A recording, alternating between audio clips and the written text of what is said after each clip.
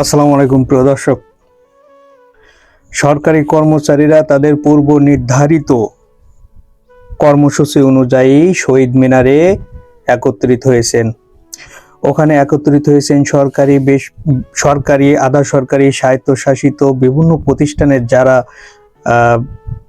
Pay স্কেলের আওতাভুক্ত যে সকল কর্মচারী, তারা সকলেই সমবেত হয়েছেন, সমাবেশ করছেন, শান্তি শৃঙ্খলভাবে সমাবেশ করছেন। এই সমাবেশের মুখ্য যে সমন্বয়ক ওয়ারেস আলী, মুখ্য সমন্বয়ক, ইনার নেতৃত্বেই কিন্তু এই সমাবেশটা চলছে। এই সমাবেশ থেকে সাংবাদিকরা বা দেশ রূপান্তর যে সাংবাদিক, ওনাদের সাথে কথা বলে, মানে আপনার যে নেতারা আছেন এই সংগঠনের, এই নেতাদের সাথে আলোচনা করে একটা বিষয় স্পষ্ট হয়েছেন। সরকার দীর্ঘদিন যাবৎ পে কমিশনের নামে তালবাহানা করে থাকলেও 21শে জানুয়ারি চূড়ান্ত রিপোর্ট হাতে পাওয়ার পরেও 31শে জানুয়ারির ভিতরে যে গেজেট প্রকাশের একটা কথা, মানে প্রত্যাশা তারা করছিলেন, সেটা তারা এখনো পান নাই। যে কারণে তারা আন্দোলন দীর্ঘদিন যাবৎ চালিয়ে আসতেছেন, কর্মবিরতি কর্মসূচি। এবং পূর্ব নির্ধারিত কর্মসূচি অনুযায়ী 6 তারিখে সমাবেশ হয়ে এখান থেকে মিছিল যাবে যমুনা অভিমুখে, ভোকা মিছিল নিয়ে। সেই মিছিলের কার্যক্রমও কিন্তু অলরেডি চলমান রয়েছে। এখন এই বিষয়ে কি সিদ্ধান্ত নেবেন সরকার, সেখানে কিন্তু পুলিশ বা আইন শৃঙ্খলা যে সকল বাহিনী আছে তারা মোতায়েন রয়েছেন। একটা বিষয় একটু খেয়াল করলে বুঝতে পারবেন, তাদের দাবি যে সরকারি যে কর্মচারীরা, সরকারি, আধা সরকারি, শিক্ষক প্রতিষ্ঠানের যে কর্মচারীরা আছেন, কর্মকর্তারা আছেন, তারা কিন্তু আইন সুশৃঙ্খলপূর্ণভাবে সমাবেশ করছেন এবং সুশৃঙ্খলভাবেই মিছিল সমাবেশ শেষ করবেন। এখানে এর কোনো ব্যত্যয় ঘটবে না। সরকারি রুলস অনুযায়ী তারা কাজগুলো বা তাদের দাবিগুলো আদায়ের জন্য তারা কথা বলে যাবেন।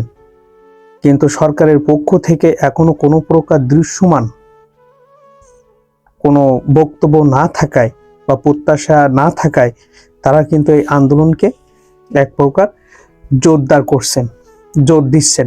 এমন তথ্যই কিন্তু পাওয়া গেছে মুখ্য সমন্বয়ক ওয়ারেস আলীর কাছ থেকে।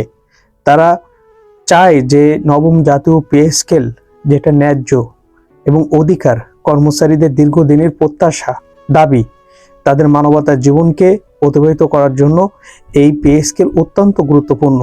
সেই পে স্কেল চূড়ান্ত রিপোর্ট বা সুপারিশ পাওয়ার পরেও এখনো গেজেট প্রকাশ করা হলো না বা প্রজ্ঞাপন জারি করা হয়নি। সেটার জন্য তারা চেষ্টা করে যাচ্ছেন। বাংলাদেশের সকল দপ্তর, অধিদপ্তর, মন্ত্রণালয়, সচিবালয়, যেখানে যত প্রতিষ্ঠান আছে, সরকারি সকল কর্মচারীদের একটাই চাওয়া, বিশেষ করে 11তম গ্রেড থেকে 20তম গ্রেডের এই কর্মচারীরা মানবতার জীবনযাপন করছে, যে কারণে তাদের চাওয়াটা বেশি।